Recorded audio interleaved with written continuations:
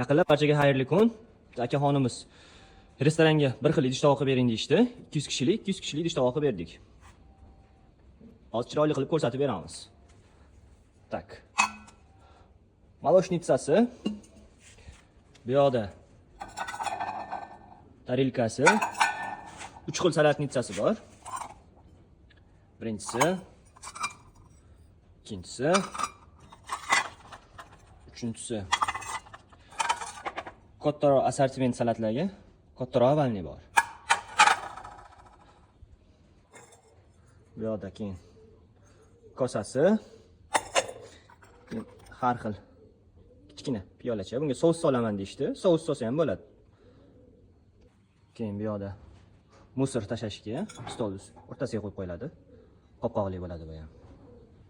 Bu yoqda keyin choynaklari 1 litrli bo'ladi. Keyin bu yoqda piyola. Bu yoqda laganlari katta.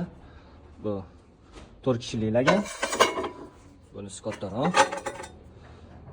6 kishilik lagan. Kimga shunaqa xizmatlar kerak bo'lsa, aloqaga chiqaverasizlar.